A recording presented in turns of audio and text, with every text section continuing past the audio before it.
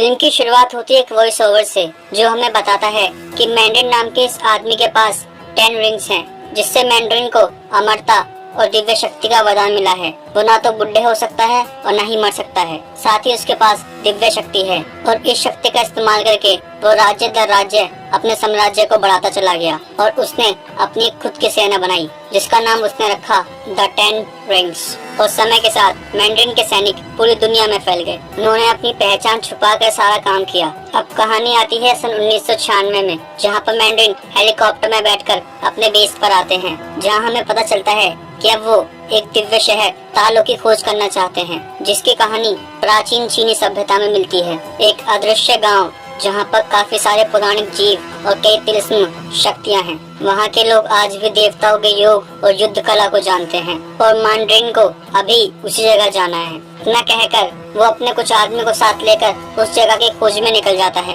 और चलते चलते अचानक से उनकी कार का एक्सीडेंट हो जाता है, जिसमें मैंड्रिन को छोड़कर उसके सभी आदमी मारे जाते हैं। अब मैंड्रिन खड़ा होकर जंगल में अंदर की तरफ जाता है, जहाँ उसकी मुलाकात पहली बार लीको वू से होती है। लीको वू तालो गांव की पहरेदार थी।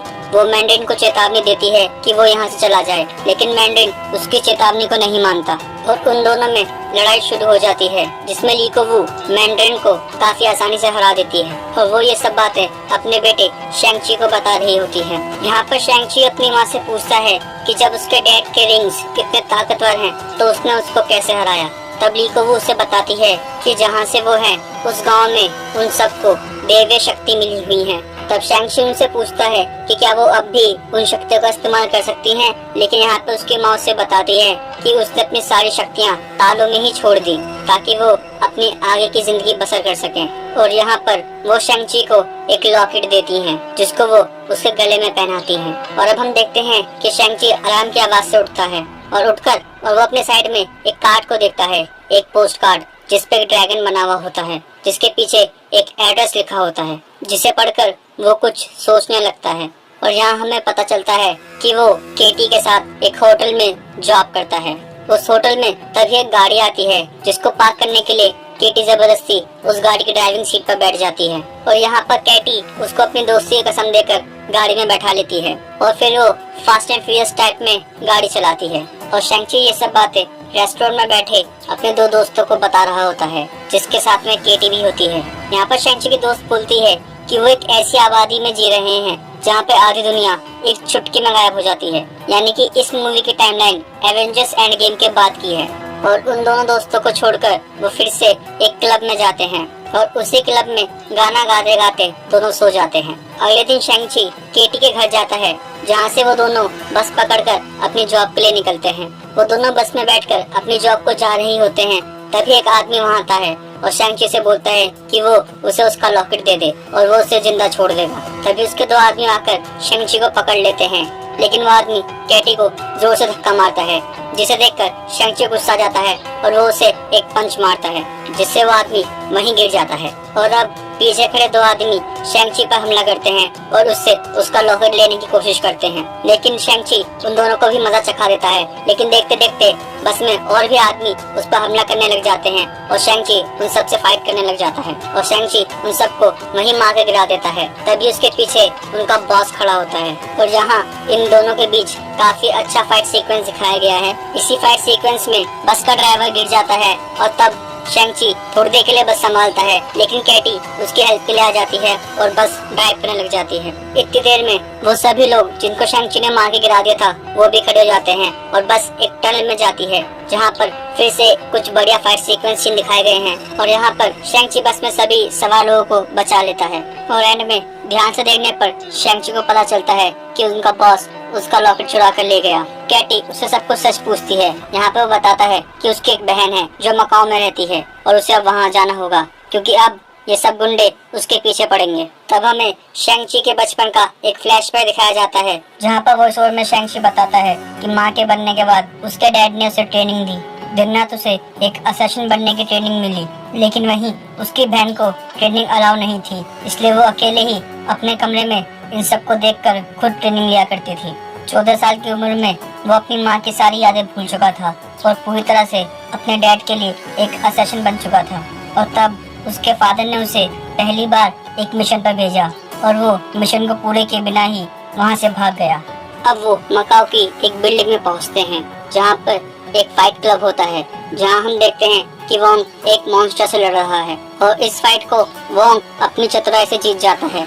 और अब अगला नंबर होता है शेंग-ची का। यहाँ पर शेंग-ची से लड़ने कोई और नहीं बल्कि उसकी बहन शी शियालिंग आती है और आते ही शेंग-ची पर हमला कर देती है और शेंग-ची उससे नहीं लड़ता, इससे शियालिंग फाइट जीत जाती है। यहाँ पे शेंग-ची को पता चलता है कि उसकी बहन इस फाइट क्लब की ओनर है। यहाँ पर कुछ देर बात करने पर उसकी बहन बताती है कि उसने उसे कोई पोस्ट नहीं भेजा, ये एक जाल था उन दोनों को साथ में पकड़ने का। और तभी उस क्लब में तलवार कट हाथ वाला अपने आदमी के साथ आ जाता है और उन दोनों पर हमला कर देता है। यहाँ पर हमें काफी अच्छा फाइट सीक्वेंस सीन देखने को मिलता है और एंड में शेंग-ची के पिता मैंड्रिन आकर उन दोनों को वहाँ से ले जाते हैं। अब उस क्लब से वो सब अपने बेस कैंप की तरफ जाते हैं। कैंप में आने के बाद शेंग-ची अपने बचपन के रूम में जाता है जहाँ उसको अपने बचपन के फ्लैशबैक आते हैं। यहाँ पर हम एक डिनर सीन देखते हैं जहाँ पर द मैंड्रिन बताता है कि कैसे अमेरिका के एक नकली आतंकवादी ने उसके टैलेंट का फायदा उठाया और उसका एक नया नाम रख दिया, द मैंड्रिन, और आज उसे दुनिया इसी नाम से जानती है। यहाँ पे वो शेंग-ची उसकी बहन को बताता है कि उन दोनों के जाने के बाद उसे उनकी माँ की और याद आने लगी और इसलिए उसने उनकी माँ के गाँव तालो के बारे में और कुछ जानना चाहा। इसलिए उसने उसके घर और गाँव के बारे में और पढ़ा। वो उसके गाँव के अंदर जाने का खुफिया रास्ता तो नहीं जान सका, लेकिन उसे ये जरूर पता चला कि उस गांव में क्या छुपा है। वहाँ पहाड़ों की गहराई में एक दरवाजा है और उनकी माँ की आत्मा अब भी उस दरवाजे के पीछे उनका इंतजार कर रही है, जिसका एहसास उन्हें खुद हुआ है। तब शेंग-ची अपने डैड से बोलता है कि वो उसका बहन है, ऐसा कुछ नहीं है। तब उसके डैड उन दोनों लॉकेटों को एक स्टैचू में रखते हैं और उस स्टैचू से पानी बाहर आता है और वो पानी जमीन पर पड़ते ही नीचे एक नक्शे का रूप ले लेता है जिसमें तालो जाने का नक्शा होता है। और अब उनके डैड उन तीनों को काल कोठरी में बंद करवा देते हैं, जहाँ पर उन तीनों को एक अजीब सी आवाज आती है। यहाँ पर एंट्री होती है ट्रेवर की, जिसको मैंड्रिन ने अपने यहाँ कैद कर रखा है, क्योंकि यही वो आदमी है जो अमेरिका के लिए मैंड्रिन बना था। तो यहाँ पे उन्हें एक अजीब सा जानवर दिखता है, जिसके बारे में ट्रेवर बताता है कि इस जानवर को उसके पिता तालो से लेकर आए थे चुरा कर, और अब वो चारों वहाँ से भागने की कोशिश करते हैं, जिसमें वो कामयाब भी होते हैं। और वहाँ से भागने के बाद मोरिस की मदद से तालो की भूल भुलैया को पार कर तालो में प्रवेश कर जाते हैं और इस तरह से शेंग-ची, कैटी, ट्रेवर, शू शाइलैंग और मोरिस तालो में पहुँच जाते हैं। वहाँ पर उन्हें काफी अलग अलग प्रकार के जीव जंतु देखने को मिलते हैं और यहाँ पे उनका स्वागत करती है जिंगनैन, जो कि शेंग-ची की मौसी होती है।